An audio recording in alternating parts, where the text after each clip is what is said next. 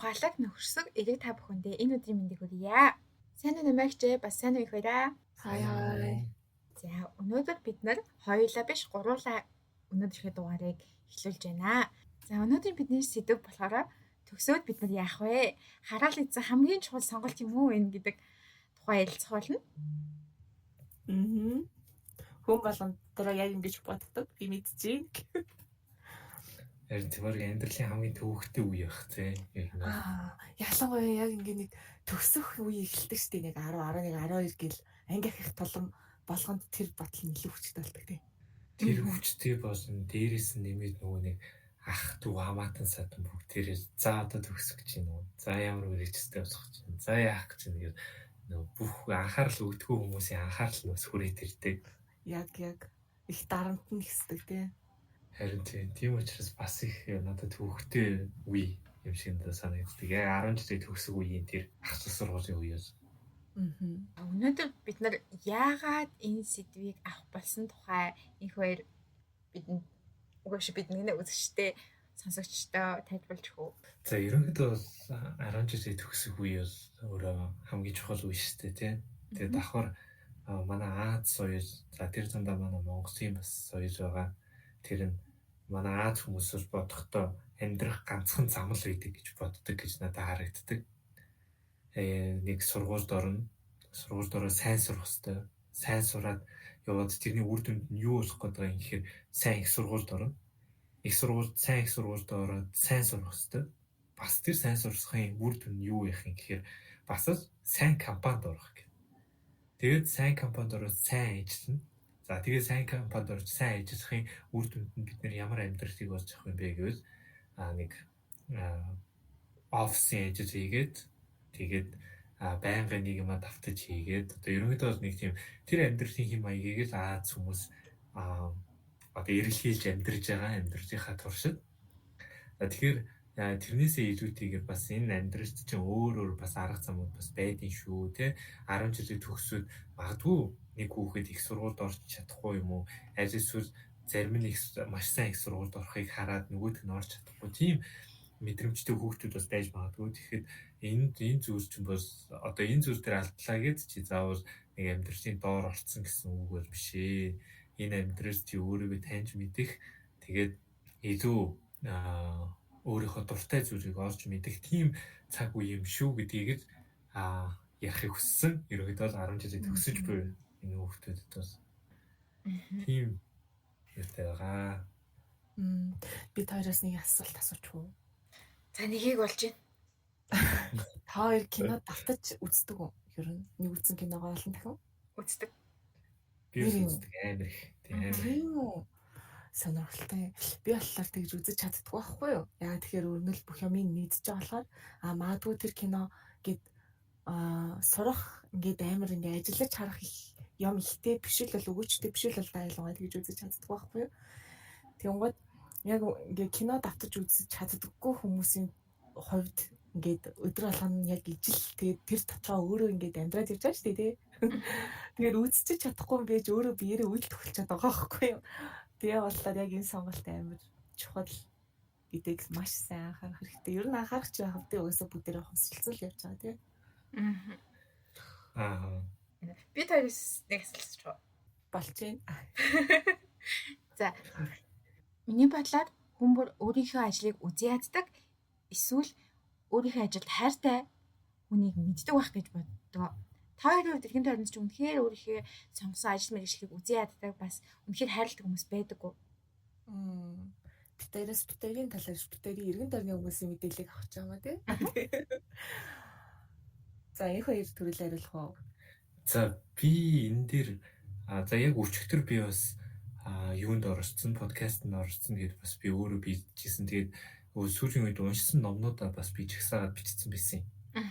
За тэгээд тэр номон дундаас яг саяны асуултанд бас хариулж босхоор нэг ном нь бол ямар ном байсан бэхээр So Good That They Can Ignore You гэдэг нэртэй ном байсан. За энэ ном нь бол ямар утгатай ном бэ гэхээр бид нар амьдралынхаа туршид юуг сонсч ирсэн бэ гэвэл өөрийнхөө зүрх сэтгэлийг даг. Яа одоо чиний passion яг юу юм ч гэдэг юм уу те. одоо нэг тийм зүйлийг одоо хүн төрөлхтөн айгүй их сүүлийн хэдэн жилүүд ярьж штэ тий. Тэгэхээр энэ ном бол харин эсрэгээр passion бол хит их хөөрөгдсөн тийм зүйл юм аа. Одоо хүн төрөлхтөн тэр нэг зүрх сэтгэл тэр нэг passion-а дагаах биш, харин эсрэгээр чи юунд сайн байна, юу чи сайн хийж байна, тэрэн дээр хүн төрөлхтөн өөрөө дуртай байд ингэж бичсэн байгаа байхгүй тэр номон дээр.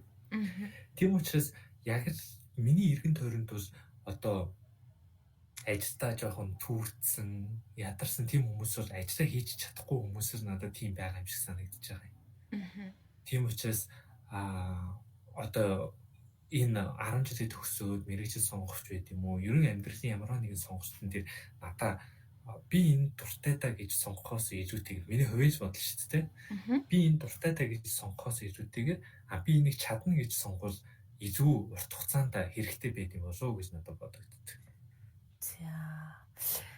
Ойлголоо. Бас л гоё харах үнцэг байна. Миний хувьд бол заяа. Тодорхой хэмжээнд их баяртай санал нийлж байгаа. Гэхдээ бас нэг зүйл юу вэ гэхээр саний номны нэрийг чинь би ингээд ойлгохдоо монгол руу ингээд махчилж ойлгохдоо чиний дуртай зүйл чинь чамаа ингээд арнураас чи хутгалж болно гэх хэмжээнд ойлгож байгаа байхгүй юу? Тэгээ энэ нь бас юугаа хэлээд байгаа юм бэ гэхээр би үнэхээр сайн чаддаг, би үнэхээр дуртай зүйлээ сонгоод хийсэн ч гэсэндээ эн чинь амьдрал шүү дээ. Стресс гэх юм амар их гарч ирдэг, дуртай зүйлдээ дургу олох үе ч гэсэндээ амар гарч ирдэг, чаддаг зүйлээ чадахгүй болох үе ч гэсэндээ гарч ирдэг.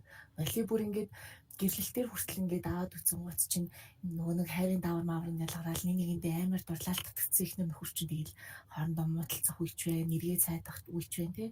Тэрнтэй яг ижилхэн тухайн хүн ингээд мэрэгжлийн үнэхээр ингээ өөрөө сайн бодож төлөвлөж ингээд авсан ч гэсэндээ ажиллаж байгаа ч гэсэндээ заримдаа үнэхээр ингээд мэрэгжлийн үзэн ядах үе гарч ирдэг юм шиг санагддаг байхгүй юу? Тэгээд эрэнгуут эн чинь өөрөө амар том сэдв болохоор нэгдүгээрт мэдээж мэрэгжил сонголт маань маш чухал. Хоёрдугаарт нөгөө амьдрал ингээд тохиолдод байгаа тэр олон стресс хүчин зүйлүүдийг яаж ингэж даван туулах вэ гэсэн тодорхой хэмжээний одоо тэр сэтгэл судлалын ч юм уу тийм одоо суур ойлголт байх шаардлагатай юм шиг санагддаг надад бол. Тэгээд яг чаддаг юмаа хийгээд авч явж байгаа хүмүүс бол үнэхээр одоо нөгөө нэг хамаагүй шал өөр төвшинл мэдээж байгаа л та. Хүчээр хийж байгаа хүн бол үнэхээр явдггүй. Тэгээл байж идэг ч юм уу те. Тэгээд бас нөгөө нэг одоо гэрэл дээр ингэдэг шүү дээ. Яна бид хоёрт гэрэл дээр гэдэг. Одоо чи ямар ингээд манай одоо ээжтэй гэрлэж байгаа л ээжтэй гэрлэж байгаа ш надтай л гэрлэж байгаа гэж ярьдаг шүү дээ тий. Гэтэл бид нар яадаг вэ гэхээр мэрэгчлээ сонгоод мэрэгшээд ажиллаж байгаа ч гэсэндээ би давхар нөгөө хамт олонтойгоо ажилладаг. Миний хүрээлэлс амар чухал болчихж байгаа байхгүй тий. Чи ямар даваалгатай байгаа? Чиний эргэн тойронд ямар хүмүүс байгаа? Тэр хүмүүстэй хэр зэрэг ингэж гар нийлж сэтгэл санаа нийлж ажиллаж байгаа гэдэг нь хүртэл миний өнөөдөр одоо сэтгэл ханамжтай ажиллахгүй гэдэг төрөл нөлөөлчихөж байгаа байхгүй. Тэгэхээр айгүй олон талаас нөлөөлнө шүү дээ. Харин тийм ээ те таны яг хэлжсэн үнцгийг юусоо бодож байгааг юм байна. Дандаа энэ мэрэгжил надад сонирхолтой байх уу? Энэ мэрэгжил намайг ингээд жаргалтай байлгах уу гэж жил бодож исэн юм. Гэтэ хамт олонны талаас нэрээ бас байх юм байна гэж бодлоо. Надад нэг асуулт байна. Та хоёроос асуухаас. Тэр та хоёрын одоо бид нэр тэгдэж штеп энэ мэрэгжлийг сонгоод за тэгээд энэ мэрэгжил бол чамайг цаашдаа 40 жилийн туршид авч явах мэрэгжлтэй гэж одоо хүмүүс ярьдаг штеп тий. Тэгээд та хоёр тэрнтэй юу хэрэг санал нийлэх вэ? Мэрэгжил гэдэг өөрөө 40 жилийн настай байх ёстой юм уу? Аль эсвэл би тухайн үедээ энэ мэрэгжилд би татагдж байна. Би энэ мэрэгжлийг эзэмшин. Тэгээд энэ мэрэгжил нь намайг тухайн одоо тэр цэг хүртэл хүргэнэ. За тэрний дараа бол би яахаа өөрөө шийднэ гэх нь илүү зүг үү? Та хоёрын хувьд юу гэж бодож байна? За миний хувьд бол хүн хүнээс л алах. Тэр хүн ингээд үнэхээр насаараа хийх ажил манаа гэж насаараа хийгээд болоод ингээд бол амьдарч ивэл болно. Тухайн хүнд үнэхээр ингээд болохооргүй заримдаа за энэ одоо ийм хүртэл хангалттай одоо шинэ юм ингээд туршаад хийгээд үзье гэх юм бол тэрэн дээр угаасаа бараг ингээд туршаад хийгээд алдсан ч онсон ч аваад явцсан л дээр ахал та. Гэтэ яг Монголын нөхцөлд ажиллаж амьдарч байгаа залуучуудын хувьд бол яг наад асуудал чинь айгүй тулгымдсан асуудал болдог байхгүй юу? Яг нэг мэрэгчлэрээ 40 жил амьдран гэдэг бол үнэхээр хэцүү болчихж байгаа байхгүй юу? Тэгжэл атчих. Миний хувьд гэх юм бол миний харж байгаагаар өмнө нь яг нийгмийн одоо амьдралын хэв маяг нь яг тийм байсан. Сурлаа, ажиллаа, тэнгуут тэр ажиллаа хийн. Тийм Тэр ажилласаа халагдаж бас болохгүй. Тэгвэл орлогыг өсгөх болж байна. Гэхдээ одоо ерөнхийдөө нийгэм тэгээд технологи өндөр хөгжсөн болохоор илүү их боломжтой болсон. Яг миний хувьд одоо сонгосон миний мэрэгжил яг амьдралыг маань ингээд яг гол баг нь болж байгаа. Тэгээд энийг мэдээж урт хугацаанд хийн, урт хугацаанд би энэгээр амьдрын дээрээс нь урт хугацаанд би энэ мэрэгжлээс хизээж уйдахгүй байх гэж бодож байгаа учраас би энэ мэрэгжлийг сонгосон. Гэхдээ би зөвхөн энэ мэрэгжлийг сонгосон гэж зөвхөн одоо нийт төрлийн ажил хийж гэж өөрөөсөө боддоггүй. Олон компаниуд байгаа. Компани болгон өөрийн гэсэн ялгаатай байгаа. Тэгвэл заавал компанид орох албагүй. Өөрийн хувийн карьерийг хөөж болно. Эсвэл улсын байгууллагад ажиллах. Тэр болгон шал өөр амьдралын загварууд болох гэж боддог. Тэгээд дээрээс нь одоо яг бид нар ингээд YouTube хийж байгаа шиг олон төрлийн платформ руу олон төрлийн одоо зүйлүүд шилжин өсөх боломжтой болсон. Тэгээд ирэнгүүт би өөртөө байгаа энэ мэрэгжлийн мэдлэгийг ашиглаад янз бүрийн зүйл хийж болно. Магадгүй ингээд сургууль зохион байгуулж болно, лекц зохион байгуулж болно, YouTube-ээр энийг хуваалцаж болно. Тэнгүүд ганцхан мэрэгжил би ингээд сонгосон юм шиг мөртлөө тэндээсээ би 10 100 юм лөө хөрвөж өсөх боломжтой болохоор зэрэг би 40 жил янз бүрийн зүйл хийгээд хөгжилтэй гуйаад жаргалтай амьдрахтаа яг юуг голчлон барих вэ гэдэг мэрэгчлээ сонгосон гэж би өөрийгөө боддог. Гэхдээ одоо 40 жил гэхээр миний ойлгож байгаа болохоор зэрэг тэтгэвэр гарах насыг хэлээд байх шиг байна. Гэхдээ 40 жил би ингээд ажиллаа хамаг одоо ингээд бас ажиллаж авсан хаад олон шинэ зүйл сурна. Гэхдээ тэтгэврт гарсны дараа ч гэсэндээ ер нь зөвхөн одоо миний харж байгаа зүйл болохоор зэрэг бас арай өөр төвшөнд ажиллах амьдрах зүйл болох хаа. Яг ингээд 40 жил сурчин гэдэг чинь амар маш олон туршлага, олон янзын зүйлийг хийгээд үзсэн болохоор зэрэг тэрүүгээр түүнийгээ илүү түгээх тал руу ч юм уу ажиллах юм болов уу гэж би ер нь өөрийгөө ирээдүг хардаг. Тэгээд бусад хүмүүс ч гэсэндээ энэ боломж илүү нээлттэй болж байгаа ах гэж боддог. Их хоёр өөрийнхөө ямар үүдэлтэй вэ? Би болохоор яг өнгөрсөн семестр юм байна.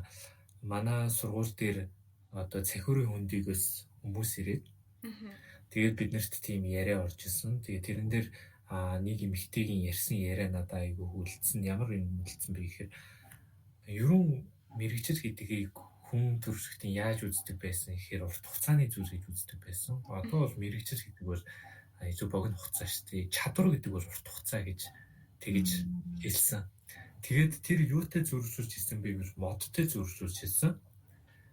Мод бол бид нар харахтаа бол модыг за би бол тийм биологи талаас нь сайн мэдэхгүй. Гэтэ зүгээр архитектур талаас нь харахад те мод бол нэг сүрлэг том юм харагдаж байгаа шүү дээ те. Тэгэхээр биднэрт тэр мод шиг тийм ур чадвар хэрэгтэй. Сүрлэг том нэг ур чадвар тэрийг спорт хийх үндэснүүд хэрэгтэй. Үндсэн тийм ур чадварууд хэрэгтэй. Тэрэндээ одоо яг саяны Баццгийн хэлсэн шиг одоо нэг тэр өөрийнхөө гол үндэс болсон тэр нэг мэрэгжил тэр ур чадварыг эзэмшээд дараа нь тэрийг спорт хийх тэр ур чадварууд жижиг ур чадварууд тийм одоо YouTube хийх ч байт юм уу, бичлэг хийх би одоо жишээ нь инженер мэргэжилтэй ч гэсэн бичлэг хийх за зураг авах ч байт юм уу, тиймэрхүү сонирхолтой өдр тиймэрхүү талаас нь би харах дуртай. Тэгэнгүүт би чинь өөрийгөө насаар инженер хийж ийнэ гэж огт төсөөлж чадахгүй байгаа байхгүй юу? Одоо л. Тийм учраас би мэрэгжлийг бол тэгж урт хугацаанд хүүхдүүд бас битгий хүлээж аваасай гэж ерөн боддог хувь хүний хавьд. Тэр нөгөө юу яадаг шиг санагддаг шүү дээ. Одоо нөгөө нэг би ч одоо анх ингээл багшлах гэж орохдоо нэг бас богино хугацаанд те 5 жил ч юм уу багшлаад тэгээ гарандаа гэж бодчихсон байхгүй. Гэтэ ингээд жил ахих тусам хүн чинь ингээд орчондоо тасч тийм ээ. Тэгээд дасаад нэг тийм 50 ингээд байдалд орж штий. Тэгэхээр яг тэр 50 бүстэй байхыг эрмэлзээд идэв лэмэр сайн уу? Тэгэхээр яг тийм байдал руу орохоосоо өмнө яг ингээ өөр юм руу шилжих айгу зүгээр юм лээ. Тэгэхгүй бол яг намагт сууж байгаа юм шиг ингээл нөгөө газараа байгаалах юм шиг санагдаад идэв шүү. Тэгээ чадвар гэсэн чинь бас юу санаарч манай геометри маш айгүй гоё хүн байсан. Тэгээ шом хэрэглэлт хүрсэн геометри хичээл дээр заяа. Вау. Тэгснээ ингэж хэлдэг. Тэрийг амар гоёор хэлдэг. Та нар ингээд шугам барьсан үедээ л шугам тэгшин шугамдаж чадна. Шугамгууд тэгшин ингээд шугамдаас орчин бол амьдралын чинь турш та нарт үлдэх чадвар болж үлдэнэ гэд шум ерөөсөө хэрэглэдэг байсан. Бас сонирхолтой философи байна тий. Тийм гоё хэлсэн байгаа. Тий. Би таныг ярьж явах үед шал өөр бацээ нөгөө шугамгүй шугамдахтай ширээний болондоо чигчээр гогдож жоод доош татчихдаг байхгүй. Би бол тэгэл юм бэ гэж бодлоо. Тийм би бас тэр 10 жилийн хүүхдүүд дээр төгсөж байгаа зүгээр хамгийн их хэлмээр байдаг зүйл би өөр нөгөө Канадад ахсаа сургуулаа сурсан төгсөөгүй коронавигоос болж төгсөж чадаагүй тэгээд сурсан тэгээд тэнд хүүхдүүд яаж сурж ийн Монгол хүүхдүүд яаж сурж ийн гэд ялгааг нь харахаар тэд нэр ямар нэг юм ингэ баригдсан биш би одоо заавал ингэх ёстой ч гэдэг юм уу тийм зүйл бол байхгүй тэд нарт 10 жилиг төгсөөд бүр харин ч их сургуульд ор гэхээс илүүтэйгээр ажуулах гэп хэр аваад үзээчтэй. Чи өөрийгөө илүү мэдээчтэй тий. Чи яг одоо чинь инженерээр сурах гэдэг. Чи яг инженерээр сурах хүсэлтэй хүн муу юм уу? Эсвэл нийгэм чамайг шаардсанаас болоод чи сурах гэдэг юм уу ч гэдэг юм уу тий. Тиймэрхүү зүйлүүдийг айгүй сайн юу яаж өгдөг. Одоо дэмжиж өгдөг гэх юм уу тий. Тэр нийгмийн сэтгэл зүй талаас. Тийм учраас Монгол хүүхдүүд ч гэсэн яах вэ өвөө эмээ чинь чамд санаа зовчиж байна үстэй тий одоо их сургуульд орж чадсангүй ч гэдэг юм уу. Гэтэ нэг жил ч юм уу хоёр жил ч юм уу аваад Монголдо нэг жилдээ ажиллаж үзээд дараа жилд нь магадгүй гадаад руу явж ажиллаж үзээд тий одоо work and travel хийгээд тэгээд изүү нөгөө нэг туршлага хуримтлуулсныхаа дараа ирээд одоо мэдлэг боловсрол чинь ийм хэрэгтэй зүйл юм биш үү те би тэнд очиод нэг $9 ажил хийж байхад би мэдлэг боловсролтой бол магадгүй $10 цалинтай ажил хийх юм байна ч гэдэг юм уу те тэнгууд эндээс ихсээд хүүхдийн сурах сэтгэл зүй ч гэсэн өөрөө болоод ихэж байгаа байхгүй би энэ зүйлийг хийж байгаа ийм шалтгаантай юм байна би ингэж сурж байгаа нь ийм шалтгаантай ингэж өөрийгөө хөгжүүлж байгаа нь ийм шалтгаантай юм байна гэдгийг илүү утга учиртайгаар сурах юм болов уу гэж бодож байгаа. Тийм учраас юунаас дутахгүй, юунаас хоцрохгүй тийм учраас хүүхдүүд бити яараасаа гэж би бас хүсэж байгаа. Тэгээд яардаг өөрөө ч их сургуульд бэлэн биш. Их сургуульд тэр хүүхдийг сурахад бэлэн биш. Тийм нөхцөл төр бити ороосоо гэж би их боддог. Тийм учраас хүүхдүүд бити их яараасаа өөрийгөө илүү сонсоосоо тийм яг дотоод хүн чинь сурах хэрэгтэй гэж юм уу? Эсвэл илүү туршлагатай болох хэрэгтэй гэж юм уу те тэрийгээ илүү мэдэрдэг байгаасай гэж би бас их хүсэж байна. Яг зөв. Угаасаа утга учиртай суралцчих тэр чинь урт хугацааны мэдлэг ойлголтыг дээрээс нь өөрийнхөө чадварыг хөгжүүлэхэд илүү гоё нөгөө нэг юунууд нь болоод байгаа байхгүй те. Материалууд нь олж өгч байгаа байхгүй те. Би яг нөгөө энэ сэдвийг ялцах басан. Угаасаа бидний яг сэдв нь номон дээр яг оншиг бичигдсэн сэдв биш шүү дээ. Тэгээд ерөнхийдөө бид нар одоо мэргэжлээ сонгоод эсвэл одоо төгсгөөд 10 жилийн төгсөж байгаа бол юун дээр анхаарах юм болоо гэдэг яг ингээс нь хаад утсан чиг 4 гол чиглэл. Гэхдээ энэ дөрвөлээ бие биегээ дэмжиж байгаа байхгүй. Тэгээд яг их баярын юмыг тавьчих байгаа байхгүй. Тэгээд тэр дөрвийг тааш танилцуулах уу? Тэгэл та. За сонирхолтой юм. За эхнийх нь болохоор зэрэг юунд туртайгаа бод гэж байгаа байхгүй юу? Тэнгүүд яг түрүү хэлсэнчлээ бид нар ерөөсөө ингээд нэг өөртөө тулаад юунд туртайгаа мэдгээд яг туртай юмудаа хийждэг сайхан гоё найзтай гарчдаг туртай хичээл дээр онц авчдаг дургуй хичээл дээр муу авчдаг тэгээ байдаг. Гэтэ би яг энэ туртай юу гэдгээ бас ингээд чиний хоб 10 жилд яг ингээд дама англиээ бэлдэж байгаа хүмүүс Монголд нэг хобби асуудаггүйсэн шүү дээ яг тэр үед. Тэгээд яг чиний хобби юу вэ гэхээр хүүхэд бол хариулж чаддаггүй. Тэгээд тийм учраас ч зүгээр л нөгөө хамгийн түгээмэл хэрэглэгддэг хамгийн ихэнд цээжилдэг англи үгнүүдээ кино үзэх, ном унших гэж хэлдэг. Тэгмүүд яг цаг гаргаад хүүхдүүд илүү юунд туртайгаа бодох хэрэгтэй юм билий. Тэгээ дараагийнх нь болохоор зэрэг өөрийгөө ажил. Юун дээр илүү цаг гаргаж гин, юун дээр илүү тогтож сууж чадж гин, ямар зүйл хийхдээ илүү жаргалтай байж гин гэдгийг. Тэгээ гурав дахь нь болохоор зэрэг өөрийнхөө мөрөөдлийг даах. Үдээ анаа төсөөлөд өөрийгөө хэн байхаар ямар хувцастай юу хийж байгаагаар байх нь чамд илүү их таалагдж гин, илүү их тэрэн чамаа ингээд үдээ анаа төсөөлөхөд инээмсэглүүлж чадчих байгаа нь амар сонирхолтой. Тэгээд хамгийн сүүлийнх нь болохоор зэрэг таны одоо энэ бүх туртай зүйл чинь өөрийгөө ажиглагдаад дүгнэлж чинь өөрийнхөө мөрөөдлөөс ингээд төсөөлөгдөж байгаа мөрөөдлүүд чинь таныг өөрөө чиглүүлнэ гэж байгаа байхгүй юу? Яг тийм л 10 жилийн сурагчид өөртөө тий цаг гаргах хэрэгтэй. Гэтэ яг бид нар ингээд төсөөлөнгөд 10 жил байхдаа ингээд завтай тэгсэн мөрчлөө завгүй. Яг нэг тийм урсгалтай хөврөгдөөд урсгал усан явж байгаа ингээд завшиг урсаал өвчтэй. Тэр цаг хугацаанд нь эцэг эхчүүд ч юм уу эсвэл өөрсдөө ингээд магадгүй бидний подкастаар ч юм уу өөр хүмүүсийн подкастаар сэтэл аваад өөрийгөө амар том ажиглаад би яг юунд туртай би юу хийвэл аз жаргалтай байх юм. Тэгээд тэр болгоноосоо дүгнэсний эцэг заавал хүн болгон их сургуульд авах хэлбгүй шүү дээ. Ер нь л техникум байж болж эсвэл шууд төгсөөд ажиллах нь илүү сонирхолтой. Зүгээр нэг цаанаас ажил их туртай хүмүүс байдаг шүү дээ. Тийм зүйл хийж болж гин эсвэл гадагшаа аялалд явмаар байгаа гэж болно. Тэндээс ч гэсэн маш олон зүйлийг нийж илрүүлнэ. Яг тэгэж өөрөөргөө олцоод би юунд туртай би хинбэ гэдгээ олцоод дараагийн алхам руугаа үсэх хэрэгтэй юм шиг байна. Гэхдээ бас зарим хүмүүсийн хувьд яг тэгдэг тийм нөгөө өөрийгөө ажиллах цаг хугацаа байгаагүйгээс эсвэл үнэхээр нэг асуудал юу ч гэсэн байдаг. Тэгээд өөрийнхөө юунд дуртайг үнэхээр мэдтгүү. Тэгээд чи юу чаддгийг юунд дуртай ингээд тэнгууд тэргийж ингээд хэлж чадахгүй. Тэгээд тэрэндээ өөрөө амар эмзэгэлдэг хүмүүс. Үнэхээр эмзэгэлдэг. Тэгээд өмнө яг энэ талаар хичээл бэлтжиж байхдаа бүр үнэхээр ингээд хийж чадах эсвэл дуртай зүйлийг мэдэхгүй байл хийж болох бүх зүйлүүдийг ингээд чагсааж ингэж бичиж агаад тэгээ ингээд урд нь ингээд хийж үдээ чеклээд эсвэл экслээд те ингээд тэр дамдаасаа шгшээд олоод тэрийг хөгжүүлээд явж болно шүү гэдэг ийм зүйл нөгөө нэг бэлтгэжсэн байхгүй юу.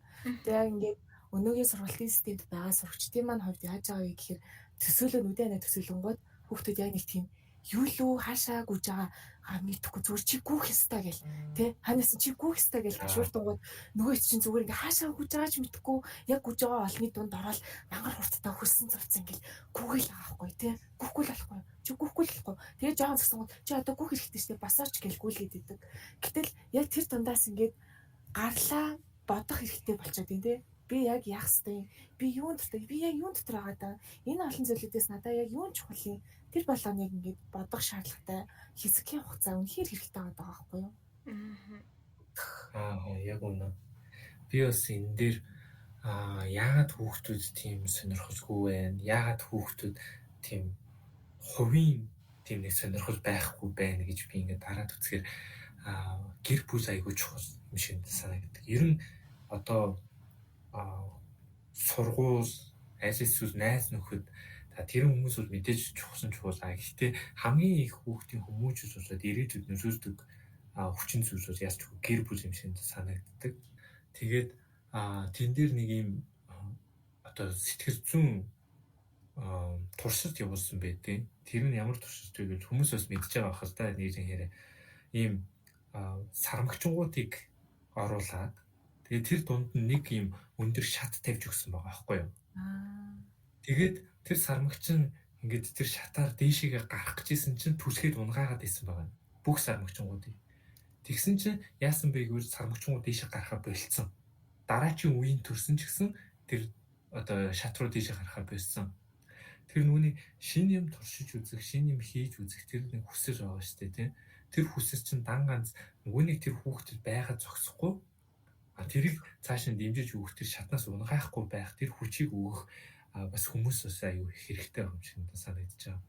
Тийм учраас эцэг эхчүүд яг энэ үед нь хүүхдээ зүгээр шахаад чи хичээлээ хий, чи яэш тэр сайн авах хэрэгтэй, чи их сургуульд орох хэрэгтэй гэхээс илүүтэйгээр хүүхдтэйг илүү ярилцаж үзээсэй гэж надад их бодогдож байгаа. Яг миний хүүхэд яг яамаар байгаа юм тий. Эсвэл хүүхдүүд л гадаад явж сураад байгаа учраас чи гадаад явж сурмаар байгаа юм уу? Харин эсвэл хүүхдүүд л их сургууль сураад байгаа учраас чи их сургууль сурмаар байгаа юм уу? Эсвэл чи үнэхээр би энэ мэрэгжлийг эзэмшээд би ирээдүйд ийм зүйл хийгээд би энэ хүмүүст туслаад би бизнесээ энэ хэмжээнд хүргээд ингийн тулд би их сургуульд ормоор байгаа юм уу гэдгийг нь их сайн сонсож үзээсэй гэж би бодож байгаа. Тэгээд тэр өөртөө итгэлгүй байдал яг тэгэж хитэн удмаараа ингэж одоо дамждаг байгаа байхгүй юу? Дан ганц одоо тэр хүн тэр шатнаас түсгэгдээд унтсан биш. Тэр сармагчин тэр шатнаас түсгэгдээд унтсан биш. Цаашаага үр удмаараа энэ тэр боломжгүй юм байна гэсэн тэр сэтгэлийг төрүүлж байгаа учраас хүүхдтэйгээ сайн ярьсан. Хүүхдэд дэмжиж тэр боломжтой гэсэн тэр сэтгэл зүгийн зүй өргөж өгсэй гэж би бас боддог. Тийм яалтчгүй эцэг эхнэр л нөгөө хүүхдүүдэд юунд турштай өөрийгөө ойлгох тэр бүх юу зүйлээ ойлгох боломжийн өгөх сэтгэлийг нь задлж өгөх хамгийн ихнийх нь гүү шатналж өгч байгаа болохоор тэгээ нэрээ ингэж гинт бодогдлоо.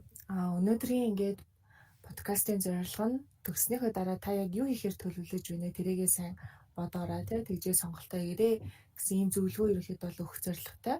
Тиймээс биш чи ингээд их сургуульд орохгүй сурахгүй ах хэрэгтэй. Тэгээ судалж байгаа шүү дараагийн алтмаа хий гэсэн ийм зүйлийг ерөөсөө өгөх гээгүй шүү. Тэгээд гол нь юу хэлмээр байгаа вэ гэхээр яг юугаар ямаар байгаа бэ мэрэгжил чиглэлээ гой сонгоод тэгээд таны сонгосон мэрэгжил чинь өөрөө бакалаврын зэрэг ингээ эзэмших шаардлагатай мэрэгжил юм уу шаардлагагүй мэрэгжил юм уу тий? Энэ уустаас суралцаа чадрыг эзэмшиж болохоор мэрэгжил юм уу үгүй мүү гэдгийг нэг хараарай. Тэгээ хаа сурах юм бэ яах юм бэ төлөвлөгөө яаж боловсруулвал ингээ болохоор байгаа юм бэ тий?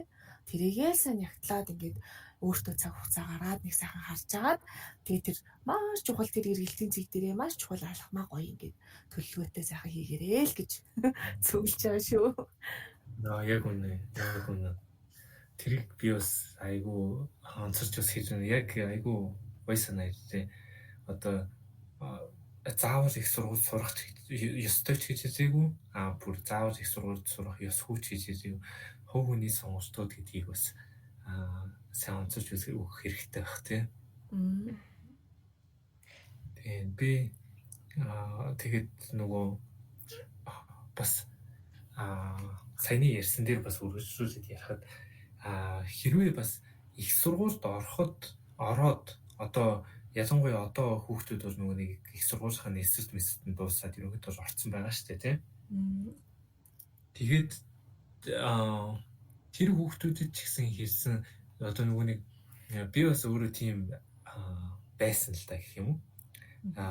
Надад тийм нэг бодол байсан. Би их сургууль төгсөөд гарч ирээд ерөнхийдөө бол амар болчих юм байна ч гэдэг юм уу тийм. Их сургууль төгсөөд гарч ирээд тийм болчих юм байна. 10 жилээ төгсөж байгаа хүүхдүүдэд хэлэхэд бол тийм юм байхгүй шүү. Тийм амьдрал дээр бол бүхий юм бол хувь хүнээс айгүй их шалтгаалж байгаа. Тийм учраас их сургуулийнхаа хичээлийг урьж байгаа заавал гадуур заавал нэг зүйлийг хийж өөрийгөө хөгжүүлэх ёстой. Их сургуулийн хичээлж урьж байгаад заавал өөр зүйлийг судалж мэддэг байх ёстой ч гэдэг юм уу тийм. Тэр зүйлүүд бас айгүй надад чухал санагдсан. Тэгэхгүй ингээд их сургуулийнхаа хичээл дээр л ингээд анхаарал яваад байх. Аль эсвэл одоо 10 жилээ төгсчихэд яг л нэг юм дээр ингээд анхаарал яваад байх. Хүнийг амар тийм хоёр дахь сонголтгүй айгүй тийм хайрцаглагдмал тий. Хайрцаглагдмал болгох юм шиг надад санагдсан. Тийм учраас бүхий л амьдралаа нэг зүйлд тэгж даатгах надад буруу юм шиг санагдсан гэдгийг бас хуваалцмаар байна. Тэгээд бас миний бодлоор мэрэгжил сонголтод аав ээж нар яг нөгөө эцэг эхнэр асран хамгаалагч нар одоо эмээ өвөө ах эгч аав ээж тэр хүүхдэд нөлөөлдөг ингээд том хүмүүс заримдаа нөгөө зөвхөн өөрийнхөө бодлыг илүү тулах гад байдаг. Гэхдээ яг тэр хүний төлөө тэр хүн байж бол хамгийн зөв сонголтыг өгье гэсэн, алдчихгүй гэсэн, зовчихгүй гэсэн айдсаас болоод тийм зүйл хийж байгаа ч гэсэн яг нөгөө хүүхдээ яг амьдралаа авч явах гол дүрийн одоо тэр хүнийг хязгаарлаад дургүй зүйлүүний явуулаад харин ирээдүйд илүү олон удаа алдах харамсах зүйлийг нь бий болох гэдэг юм шиг санагддаг. Тэгээд ерөнхийдөө тэр зүйл дээр хүүхдүүдийнхаа илүү саналыг илүү сонсоосоо гэж хүсдэг. Тэгээ хүүхдүүд ч гэсэндээ юунаас илүү одоо орчин цагт энэ мэрэгжил илүү сонирхолтой болж энэ мэрэгжил илүү олон одоо ажлын байртай байна гэж бодлогоо зөвхөн өөрийнхөө сонирхлыг илүү сонсоосоо гэж би юу н боддог. Хичнээн тэр мэрэгжил одоо яг одоо ажлын баг ихтэй байна гингүүд тэр хүүхд 4 жилийн дараа сураад төгслийн дараа юу болохыг мэдэхгүй. Гол нь тэнгүүд за ажлын байр цөөхөнтэйч байсан ч гэсэндээ бас ингээд төгсөөд юу болохыг мэдэхгүй. Хамгийн гол нь тэр мэрэгчлээ хайртай, дуртай бол дараа нь ирэх ачааллуудыг илүү их дааж чаддаг. Тийм болохоор хамгийн гол нь тэр хүний хүсэл сонирхол. Яавал би баг харамсах, яавал би харамсахгүй байх тий. Тэгээ гол нь эргэн тойрны хүмүүс бол зөвхөн зөвлөгч гэдгийг анхаарах хэрэгтэй. Хүчлэгч биш. Зөвлөгч. Наадах чи үнэ шүү тийм. Би нөгөө одоо их сургууль сураад явж байгаад манай Солонгос найзууд би тэгээд Солонгос хүүхдүүдийг бас хараад тахад одоо жоохон тренд нь жоохон өөр болцсон гэмээр юм уу Солонгост хүмүүсийн. Одоо нөгөө нэг өмнөх шигээ амар ингээд шахаад чи сайн сурч инг тэг эдэр их зүйл нь илүү багассан. Одоо Солонгос залуучууд илүү тэр боломжийг хайхад илүү эрэлхийлж амьдардаг болсон байгаа байхгүй юу? Тэр нь юу гэсэн утгатай вэ гэхээр жишээ нь би жишээ нь манай одоо миний хамгийн сайн найз одоо нэг Солонгос нэг залуу байгаа. Тэгээд тэр одоо Малави гээд Африкийн улстай байгаа байхгүй юу? Тэгээд тэр яагаад тийшээ явж байгаа вэ гэхээр одоо тэнд очиж нэг баримтат кино хийх гэж явж байгаа. Өөрийнх нь мэргэжлэн одоо видео create гэхгүй юу? Тэгээд очоод тэнд тим юу хийх. Тэнгүүд одоо нөгөө нэг ингээд өмнөх шигээ сураад би одоо сурсныхаа дараа нэг компанид орж ажиллана. За тэгээд тэр компанид орж ажилласныхаа дараа тэгнэ. Дараа нь ингээд байртай болно, дараа машинтай болно гэдэг нэг тэр нэг зам байгаа шүү дээ. Тэр замаасаа илүү жоохон хазайгаа тэрнээсээ гараад тэр хайр цагнаас илүү гарч өөрөөр сэтгээд бас ийм өөр боломжууд бас байгаа юм байна гэдгийг бас харж амьдрах нь бас аюул чухал юм шиг надад санагдаж байгаа. Манай Монгол залуучууд ч гэсэн тийхээсээ одоо миний яг энэ подкастыг эхлэлээс хойш ирээд байгаа зүйл амьдралд ганцхан зам бол бас байдгүй шүү тий. Маш олон зам байгаа. Тэрийг эрэлхийлж тэр боломжийг эрэлхийлж амьдраасай гэж аягүй хүсэж байна. Тийм тий. Зөвхөн энэ зам зөв гэсэн юм ерөөсөй байхгүй. Тийм. Тэг 10 жилээ төгсөж байгаа хүүхдүүд бол бүр ингээд аимшигтай болсон сонголт байгаа штэ. Аялыг гэвэл тэгээд 4000 гаруй хэдэн зуун орнууд байна. Тэнгүүд их сургуультнууд одоо зөвхөн Монгол их сургууль хязгаарлалттай болсон штэ тий. Гадаадын ямар сургууль руу apply хийж болж юм. Ажил гингүүд бас л work and travel байна. Гадагшаа ажиллаж болж юм. Монголда өчтөчнөө ажлууд хийж болж тэнгүүд өөрийнхөө тийм юуник зүйлийг олчих юм бол шинэ арааны ямар ч хамаагүй зүйлийг эхлүүлэх боломж. Зүгээр онлайнаар 10 жилийн хүүхдүүд шопинг хийх онлайн шоп нэгээд ажиллаж боломжтой болсон юм чинь. Тийм. Бүр ингээд боломж нь бүр нэмэгдээд байгаа байхгүй юу? Одоо бас нэг юм нэрээ яг их юм мартчихж шít. Ажил сонгохдоо хүүхдүүдээ хүмүүсээ давхар ингэж бодох хэрэгтэй мөлий. Би ер нь те яг ингээд Монголд амьдарч ажиллах юм уу? Гадаадд ингээд суушиж амьдраад тэндээ ажиллах юм уу? Эсвэл ингээд чөлөөтэй ингээд аялаж ингэж ажилдаг байхаар юм уу? Тэ? Тэргээ хүртэл амар хаанаас ажиллах яахын хийх. Тэгээд дээрэс нь их сургуульд орох уу орохгүй юу? За орсныхаа дараа бакалавр дараад нь магистр сурах уу, доктортой сурахгүй юу те? Аюу сан бодолцоорой. Гэтэ би өөрөөс нэг асуулт байгаа. Яг амьдралд зорилго тавьж амьдрах нь яг зөв та хоёрын бодлоо. Яг тийм тодорхой зорилго тавьж амьдрах. Та хоёр юу гэж боддог вэ тэрэн дээр? Эсвэл амьдрал цаанаас өөрөө хангаж өгөх үү? Одоо жишээ нь би одоо нэг байр авнаа ч гэдэг юм уу тий. Эсвэл би тим их сургуульд орноо. Би тим ажилд орноо ч гэдэг юм. Тэгж зорилго тавьж амьдрах нь ер нь зөв. Миний хувьд бол зөв. Ер нь гэхдээ ганц зорилго биш. Одоо ингээд алсын араа байгаа штэ. Тэр чинь хязгаарг байгаа. Тэнгүүд тэр хязгааргүй явж байгаа ирээдүйдлөгийн бүрэг жижигэн маш олон зорилготой байх хэрэгтэй. Зорилго гэхдээ заавал том байх алгүй. Гэхдээ жижигэн байх алгүй. Олон байх нь чухал юм шиг санагддаг. Би ерөнхийдөө бас нэг ингээд тухтай зондоо орчуулт ингээд уудаж эхэлдэг. Яг амьдралын хувьд гэсэндээ амар утгагүй зүгээр л ингээд тэ ингээд амьдрахын зүгээр ингээд оршоо идэх юм шиг санагдаад бас ингээд дипж байгаа байхгүй. Тийм болохоор ер нь жижигэн зорилгоо тавьдаг. Яг заримдаа үнэхээр ингээд сураад явж байхад залхуу өрөөд ядраад болимооч үе байдаг. Тэнгүүд окей өнөөдөр би зүгээр энэ энийг дуусгачих. Тэнгүүд яг сарын дараа би ингээд амар олон үр дүнтэй алдсан байдаг байхгүй. Тэгээд тэр үр дүнгуудыг харьцуулаад ингээд сууж яхад ингээд би жилийн тийм анализтай дуртай болохоор зэрэг тэр үед бүр ингээд хамаг аз жаргал бүр ингээд надад асарч байгаа байхгүй. Тэгээд урагшлаад ирэнгүүтээ за би ер нь тийм юмд оролцмоор байна, ингэмээр байна, тэгмээр байна гэнгүүт тэдний хэдлөө жижигэн зорилгоо мөнгө хураахтай ч гэсэндээ за би алсан тиймтэй болмоор байна. Тэгэхээр би сар болгон тэдэн төгрөг хатгалж гээд байнгут жижигэн зорилго нь зорилгодоо би заавал хүрэх албагүй. Гэхдээ тэр зорилго нь бас өөрчлөгдөж болно. Гэхдээ тэр зорилгын төлөө хийсэн зүйлс маань ашигтай л авахгүй юу? Яг л англитэй сайжруулъя гэд би өдөрт 10 цэжлэе гэж явж ирсэн нэг үг болгоцсон. Гэтэл тэр англи үгнүүд нь дараа надад хэлэх болох нь л үнэ. Миний бодлоор бидний жижигхэн гээд үнэлэхгүй байж болох үед тийм олон хичээл зүтгэл нь ирээдүйд илүү олон боломж аз жаргалыг авчна гэж үздэг. Манай гэдэг шиг аа. Тийм. Манай ээжийн хэлснийг өгöd байхгүй юу? Хүний амьдралд боломж бол маш олон гарч ирдэг. Гэхдээ хамгийн гол нь тэр боломж ирэх үед чи алдах уу, авч чадах уу гэдэг сонголт. Жишээлбэл одоо нэг тэтгэлэг байлаа гэж бодоход тэр тэтгэлэг жил болгон ингээд зарлагдгийг мэдэхгүй байж байгаа би мэдчихлээ гэж бодъё. Яг төгсөөд сонирхож чаад. Тэгтэл би тэр тэтгэлөө материал аваад тэр бол боломж байгаа байхгүй юу? Анкета аваад өгч юмд чиний хэлчин ийм байна гэд намайг хасчлаа.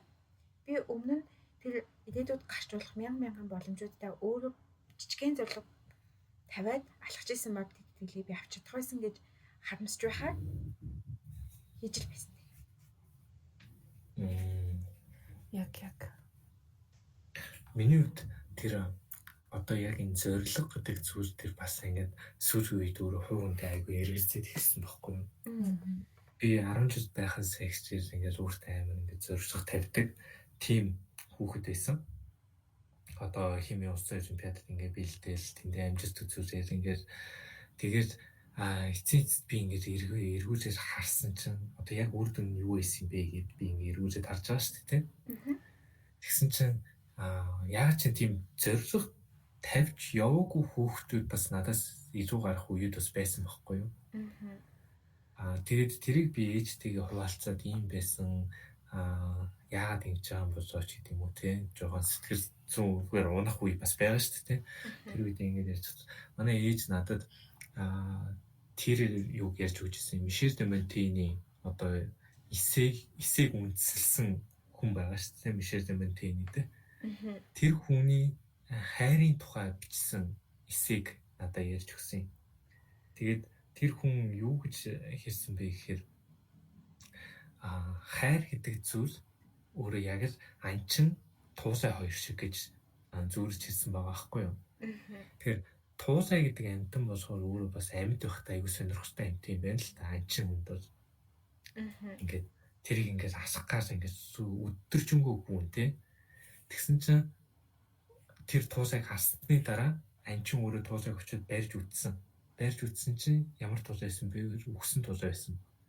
Тэгэхээр тэр үед нөгөө нэг анчин чинь ямар ч нэг өсөж сонирхсоо ингээд алдчихж байгаа байхгүй юу? Одоо хайрыг одоо тийм зүйлтэй зөвлөж шүү дээ Мишель де Монтейн. Тэр нөгөө нэг амьдралын зорилго гэдэг бас надад яг тийм юм шиг санагдсан. Нөгөө нэг би дандаа өөрөө нөгөө тодорхой зорилго тавьж явдаг хүн байсан учраас нөгөө нэг тэр зорилгууд нь ингээд болоод дуусчихгод надад ингээд аюу хоосон санагдаад ирчихэж байгаа байхгүй юу? Тиймэрхүү талаас бас надад яг нөгөө нэг амьдралч бас зөв буруу гэсэн зүйл бас байхгүй юм да гэж надад бодлоо. Тэгсэн чинь юу санаад ороод тах юм. Нөгөө алаагүй байхад өнөөсөө хаваагүй байхад аваасаа гэдэг шүү дээ. Тэгээд Бүр толгоон дээр гэлтэй яаж ингэж онож хилдэв болоо гэж боддог. яг л шүү зүгөө би эсвэл гэдэг ингээд за ингээд ийм юм надад чаддаг болчихсон ингээд хүсэж байгаа юм байна штэ яг ийм болчихсон гэд. Тэгээд тэрэндээ хөрөнгөт яг уудаж эхэлж байгаа байхгүй юу. Тийм болохоор надад яг ингээд зориг олон байх хэрэгтэй юм байна. Бас том байх хэрэгтэй юм байна. Жижиг том олон байх хэрэгтэй юм байна гэж яг сүүлийн үед боддог болсон. Хөөе, заримдаа тэгтээ зорилгыг жоохон шалтгаан болгоод байгаа шиг санагддаг уу? Зарим тохиолдолд одоо би өөртөө амар жижиг юм дээр анзаардаг байхгүй юу? Жишээлх юм бол за би энэ номыг одоо Kindle-ийн балыг уншаад алгангуудаа за би нэг амар гоё ингээл өнгийн балны ингээд цуглуулаа нэг гоё бүр ингээд дэвтэр олоод тэгчил юм бол яг алчих гад ингээд бодон заяа. Тэгэл ингээд тэнэг юм шиг ингээд яваал бичгийн дэлгүүрүүдэд явж байгаа нөгөө олоод авна штэ. Тэгээ олж байгаа техник нүр бичнэ. Бичснийхээ дараа за энэ хотлоо би гэж юу. Тэгээ заримдаа тэгчл юм бол тэх гээд гэдэг маань өөрөө амар хотлоо гэдэг юм шиг санагдаад. Тэгтээ тэгэж фейлтнээ. Тэгээд яг үндэ зориг болгон бас биелэх бол бас албагүй шүү дээ. Тийм дээ.